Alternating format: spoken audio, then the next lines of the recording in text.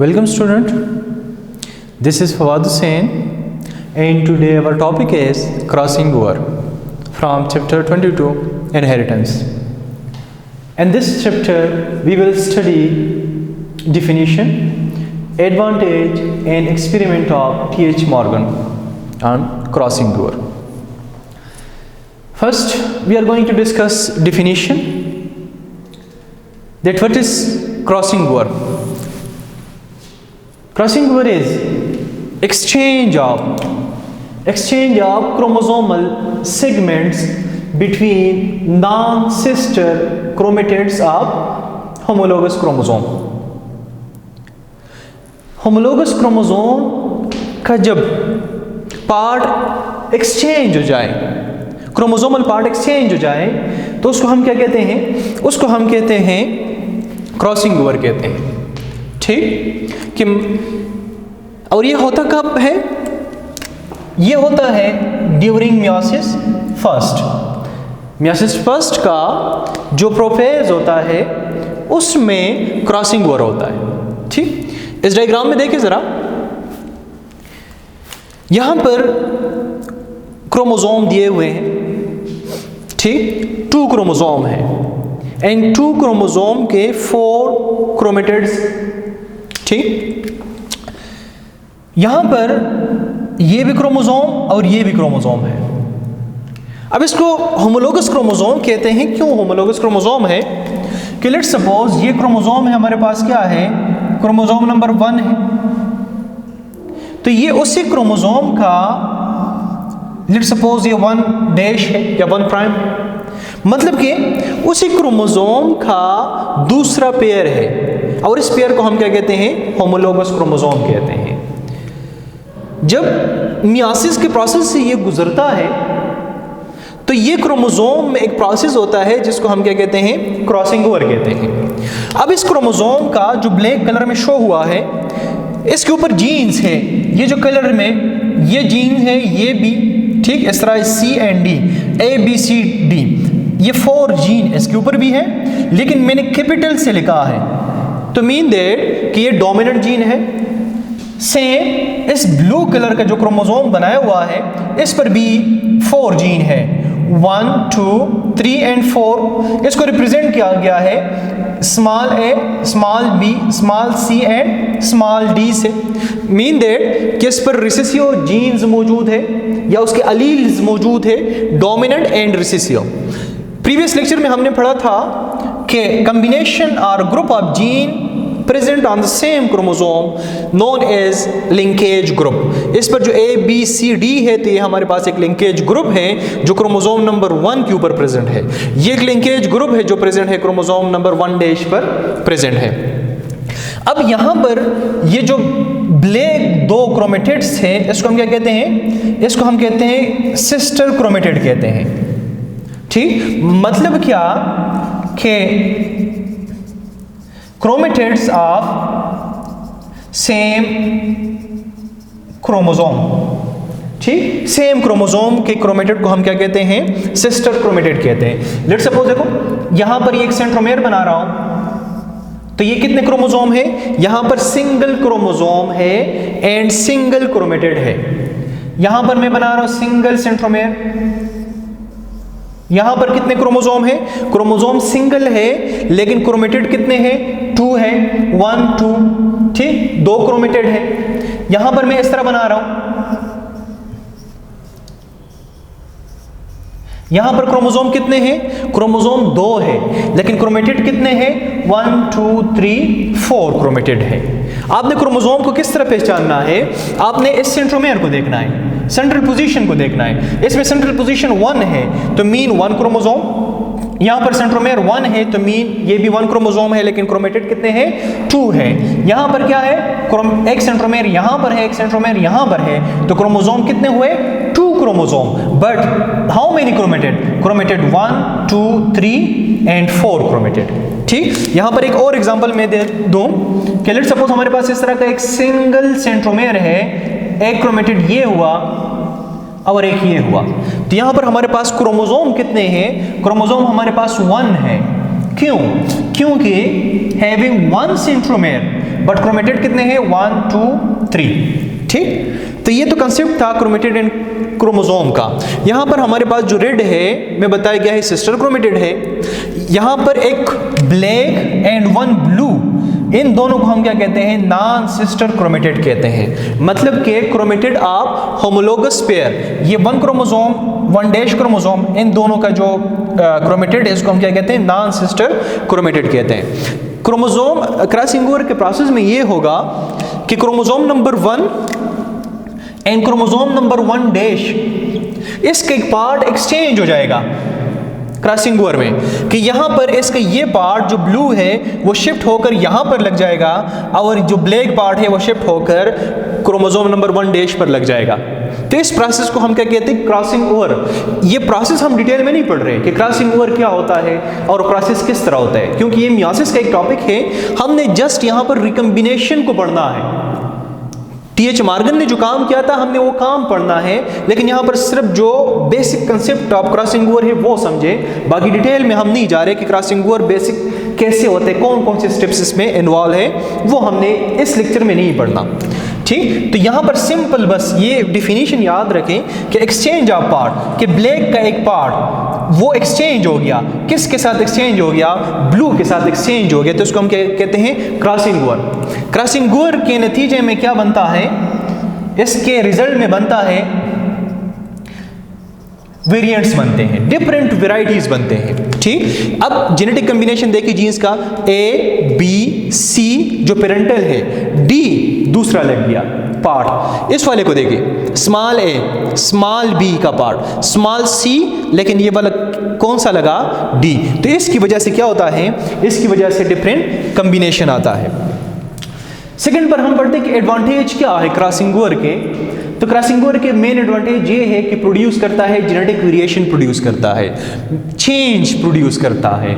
ठीक, formation of new type करता है। ठीक, देखो बेसिक टाइप ये वाला था, अब ये टाइप जब क्रॉसिंग ओवर हुआ तो हमारे पास ये जब टाइप बना तो ये क्या बना, ये न्यू टाइप बना, ये रिकम्बिनेंट टाइप बना, तो फॉर्मेशन ऑफ न्यू टाइप करता है। ठीक, बनाता है क्या, बनाता है रिकम्बिनेंट टाइप्स बनाते हैं, और कास्ट करता है क्या, वेरिएशन कास्ट करेगा। क्या कास्ट करेगा, वेरिएशन कास्ट करेगा। थर्ड पॉइंट जो हमारे पास है वो क्या है कि एक्सपेरिमेंट ऑफ टीएच मॉर्गन, कि टीएच मॉर्गन ने जो एक्सपेरिमेंट किए थे वो कौन सा एक्सपेरिमेंट था क्रॉसिंग ओवर के लिए, क्योंकि इससे पहले जो मेंडल काम कर रहा था तो मेंडल ने क्रॉसिंग ओवर के फिनोमेना को एक्सप्लेन नहीं किया था। ठीक, टीएच मॉर्गन जब जीन लिंकेज पर काम कर रहा था तो उसके पास रिकम्बिनेंट बनते जाते थे, तो उसने सोचा कि रिकम्बिनेंट क्यों बन रहे हैं, उसके पीछे क्या फिनोमेना है। तो उसने फिर जब एक्सपेरिमेंट किया उसको पता चला कि एक्चुअल क्रोमोसोम के सेगमेंट्स चेंज होते हैं, जिसकी वजह से वेरिएशंस बनते हैं, जिसकी वजह से न्यू रिकम्बिनेंट्स बनते हैं, वेराइटीज न्यू बनती हैं, वेरिएशन आता है, चेंज आता है, due to crossing over. Experiment same simple सा एक्सपेरिमेंट है। उसने ड्रोसोफिला के 2 स्पीशीज लिए, 2 सैंपल्स लिए, एक मेल और दूसरा फीमेल लिया। जो फीमेल उसने लिया उसको क्रॉस किया मेल के साथ, लेकिन फीमेल क्या है, उसके जो 2 कैरेक्टर जो कल हमने डिस्कस किया था प्रीवियस लेक्चर में, ग्रे कलर है जो डोमिनेंट कैरेक्टर है, एंड नॉर्मल विंग्स है या लॉन्ग विंग्स है जो कौन सा कैरेक्टर है, डोमिनेंट कैरेक्टर है। फीमेल में दोनों के दोनों कौन से लिए, डोमिनेंट कैरेक्टर्स लिए। मेल में कौन सा मेल लिया, जिसका बॉडी कलर क्या है, ब्लैक है, जो हमारे पास रिसेसिव कैरेक्टर है, एंड जो विंग्स है वेस्टेजियल विंग है, मतलब कि कौन से लिया, शॉर्ट विंग्स, जो हमारे पास रिसेसिव कैरेक्टर है दोनों। ठीक, तो फीमेल डोमिनेंट लिया, मेल क्या लिया, रिसेसिव लिया। अब लेट्स सपोज हमारे पास फीमेल है डोमिनेंट, यहां पर इसके नॉर्मल सेल है, इसमें 2 जीन है, एक ये डोमिनेंट VG, ये भी डोमिनेंट जो नॉर्मल विंग को रिप्रेजेंट करता है। यहां पर B+ है जो किस को रिप्रेजेंट करता है, कलर को रिप्रेजेंट करता है, और VG क्या किस चीज को रिप्रेजेंट करता है, विंग्स को, लेकिन कौन से विंग्स को, नॉर्मल को। ठीक, तो ये नॉर्मल फीमेल है डोमिनेंट, सारे के सारे डोमिनेंट। और ये जो एक्सेल है मतलब कि मेल है, वीजी प्लस ऊपर नहीं है तो रिसेसियो, वीजी क्या है, ये भी रिसेसियो, और मतलब क्या है, शॉर्ट विंग्स के लिए। और ये बी सिर्फ स्मॉल बी प्लस नहीं है ऊपर, तो ये किसके लिए होगा, ये ब्लैक कलर के लिए होगा। जब इसके गेमीट्स बन जाते हैं, गेमीट्स बनने के बाद दोनों मिल जाते हैं, तो एक लेट्स सपोज एक स्पर्म क्रोमोसोम यहां से आया, दूसरा क्रोमोसोम यहां से आया, F1 जनरेशन में, मैं शॉर्ट करके बताता हूं। तो यहां पर VG प्लस आया और B प्लस आया फ्रॉम फीमेल डोमिनेंट। यहां पर दूसरा क्रोमोसोम जो आया वो VG एंड B आया रिसेसियो फ्रॉम मेल। ठीक, तो ये कहां से आया, ये मेल से आया।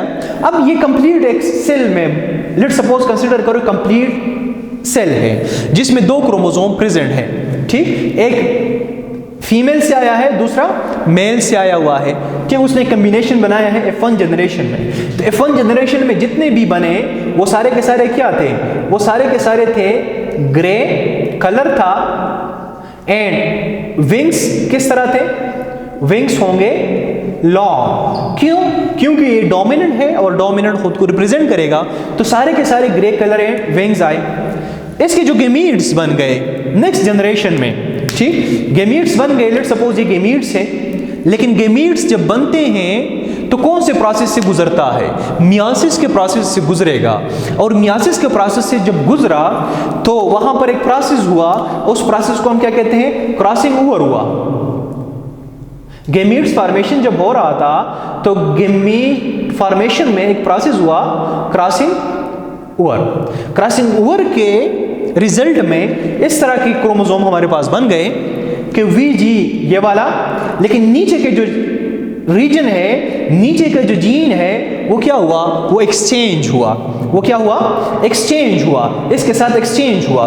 दूसरा जो गेमीट्स बना लेट्स सपोज हमारे पास, तो वो VG ऊपर वाला है और नीचे वाला क्या हुआ, दूसरे के साथ एक्सचेंज हुआ। तो इसमें जो हमारे पास एक बना, क्योंकि हम डोमिनेंट फीमेल की बात कर रहे हैं तो यहां पर हम एक को कंसिडर करते हैं कि हमारे पास जो एक बना वो रिकम्बिनेंट था। किस तरह की रिकम्बिनेंट था, जिसमें B प्लस एंड VG था, मतलब कि क्रॉसिंग ओवर हो चुका है गेमीट्स फॉर्मेशन में, मियासिस के प्रोसेस में। दूसरा जो एक बना वो किस तरह था, वो था VG प्लस एंड B, मतलब कि ऊपर VG जीन है और नीचे क्या है, B है, तो इसमें भी क्रॉसिंग ओवर हुआ है, रिकम्बिनेंट बना है। फिर नेक्स्ट में क्या हुआ कि क्रॉस किया गया, लेट्स सपोज इसमें से मैंने एक लिया है ये वाला, इसको क्रॉस किया है, इसको भी अगर क्रॉस करो तो ठीक, इसको क्रॉस किया है विद रिसेसियो स्पर्म। ये जो मैंने लिया है लेट्स सपोज ये रिसेसियो स्पर्म है मेल का, अगर इसके साथ इसको मिला दिया जाए, किसके साथ, एक के साथ, ये एक हुआ, ये स्पर्म हुआ, तो दोनों को जब मिला दिया गया फर्टिलाइजेशन के बाद जो रिजल्ट आया पीएच मॉर्गन के पास, वो क्या था, एज ए रिजल्ट प्रोड्यूस, उसके रिजल्ट में प्रोड्यूस हुआ 17% क्या प्रोड्यूस हुआ, नॉन पेरेंटल टाइप, मतलब कि पेरेंटल टाइप प्रोड्यूस नहीं हुआ, तो कौन सा प्रोड्यूस हुआ, रिकम्बिनेंट टाइप प्रोड्यूस हुआ। मीन दैट कि न्यू टाइप जो है वो बन गए रिकम्बिनेंट, जो पेरेंट्स की तरह नहीं थे, ठीक, उसमें वेरिएशन आ गया, न्यू टाइप बन गए। लेट्स सपोज यहां पर हमारे पास पेरेंटल टाइप कौन से थे, grey colour and normal wing, तो रिकम्बिनेंट हमारे पास जब आए रिकम्बिनेंट टाइप, वो क्या होगा, वो ग्रे कलर एंड वेस्टेजियल विंग, ठीक, या इस तरह भी रिकम्बिनेंट आ सकता है कि black colour and normal wing, recombinant है, पेरेंट की तरह नहीं है, ठीक, या इस वाले को अगर हम देखें तो ब्लैक की जगह यहां पर लिख दो ग्रे कलर एंड शॉर्ट या वेस्टेजियल विंग्स, तो मतलब कि वो रिकम्बिनेंट टाइप नहीं होगा, न्यू टाइप होगा। अब आते हैं कुछ MCQs है रिलेटेड क्रॉसिंग ओवर, वो डिस्कस करते हैं। सबसे पहला जो MCQ है वो क्या है कि percentage of crossing over is more when, कब होगा, परसेंटेज ऑफ क्रॉसिंग ओवर ज्यादा होगा, कब ज्यादा होगा। पहले पॉइंट को देखें कि gene are not linked when, gene are not linked, जब जीन्स आपस में लिंक्ड ही ना हो। B, link gene close to each other, ठीक, अगर जीन्स है वो एक दूसरे के क्या है, बिल्कुल क्लोज है। लेट्स सपोज ये क्रोमोसोम है, एक जीन यहां पर है और दूसरा जीन किधर है, दूसरा जीन यहां पर है, ठीक, और तीसरा जीन किधर है, तीसरा जीन यहां पर है।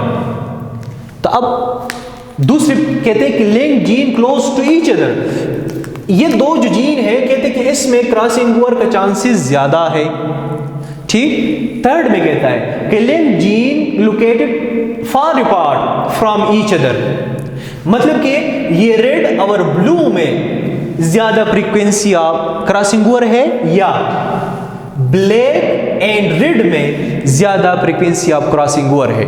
तो आप खुद अंदाजा करें कि अगर रेड और ब्लू को मैं कंपेयर करूं, पार पार्ट को कंपेयर करूं, तो इसका ये वाला पार्ट क्या होगा, अगर ये चेंज हो जाए ये वाला पार्ट, तो क्या होगा, इसकी जगह कोई और जीन आकर अटैच होगा, जिस तरह पिछले हम डिस्कस कर चुके हैं कि एक्सचेंज हो गया पार्ट। तो इस पार्ट का और इस पार्ट का आपस में क्रॉसिंग ओवर, मतलब कि एक दूसरे से अलग होना, ठीक, उसका चांसेस ज्यादा है as compare to black and red. क्योंकि अक्सर ऐसा भी होगा कि इस जगह का अगर क्रॉसिंग ओवर हो तो हो सकता है कि ये दोनों जीन्स एक साथ शिफ्ट हो जाए, तो दोनों में सेपरेशन नहीं आया। सेपरेशन कब ज्यादा चांसेस है कि जितने एक दूसरे से दूर हो उतने ही सेपरेशन के चांसेस ज्यादा है। तो बेस्ट ऑप्शन हमारे पास क्या आया, सी, ठीक, कि जितने जीन्स एक दूसरे से पार अपार्ट हो, जितने जीन्स एक दूसरे से दूर हो, उतने ही क्रॉसिंग ओवर का, उतना ही सेपरेशन के चांसेस ज्यादा है। तो इसमें बेस्ट ऑप्शन क्या आएगा, सी आएगा, कि जीन्स जितने करीब है सेपरेशन के चांसेस उतने ही कम है, ठीक। अगर सेपरेशन उसने होना भी है तो हो सकता है कि दोनों एक साथ दूसरे क्रोमेटिड पर शिफ्ट हो जाए, तो सेपरेशन के चांसेस कम है। The second one is link gene can be separated by. जो लिंक जीन है वो किस तरह सेपरेट होते हैं, तो लाजी बात है लिंक जीन सेपरेट होंगे। ये देखो ना, सारे लिंक जीन है, लिंकेज ग्रुप है, तो लिंकेज ग्रुप क्रॉसिंग ओवर से एक दूसरे से सेपरेट होता है, वही बात आ गई। Third, if we cross homozygous dominant with homozygous recessive, which of the following is test cross? ये बहुत इंपॉर्टेंट एमसीक्यू है कि इसमें से टेस्ट क्रॉस कौन सा होगा। तो सबसे पहले टेस्ट क्रॉस को माइंड में लाओ कि टेस्ट क्रॉस क्या है, कि जब F1 जनरेशन बैक क्रॉस करे विद रिसेसिव पेरेंट, तो इसको हम क्या कहेंगे, इसको हम कहेंगे टेस्ट क्रॉस। इसका सोल्यूशन क्या होगा कि ए अगर ये दोनों क्रॉस कर दे तो हमारे पास जब नेक्स्ट जनरेशन आएगा सारा का सारा वो क्या होगा, वो ए एंड ए होगा। ये F1 जनरेशन है। अब टेस्ट क्रॉस को माइंड में लाओ प्रीवियस लेक्चर का, तो वो सिंपल है कि F1 generation back cross with recessive parent, तो ए क्रॉस करेगा किस चीज के साथ क्रॉस करेगा, रिसेसिव पेरेंट के साथ करेगा कि डोमिनेंट पेरेंट के साथ करेगा। ये डोमिनेंट है, इसके साथ क्रॉस नहीं, इसके साथ अगर क्रॉस करेंगे तो ये हमारे पास क्या होगा, ये हमारे पास होगा टेस्ट क्रॉस होगा, ठीक। तो ये वाला ऑप्शन कौन सा है, ये सी नंबर ऑप्शन, ये हमारे पास सुटेबल ऑप्शन है। पहले वाले को देखें कि अगर ए ये भी F1 है, मानते हैं F1 है, लेकिन क्रॉस किया अननोन है, तो ये टेस्ट क्रॉस नहीं है, ठीक। सेकेंड नंबर पर कैपिटल ए और स्मॉल ए, ये तो पेरेंटल क्रॉस है, ये तो हो ही नहीं सकता। डी नंबर कि स्मॉल ए एंड स्मॉल ए दोनों रिसेसिव, ये भी तो कोई न्यू क्रॉस है। तो इसमें बेस्ट ऑप्शन क्या है, सी जो है वो बेस्ट ऑप्शन है। ओके स्टूडेंट, नेक्स्ट इंशाल्लाह we will discuss about recombinant frequency.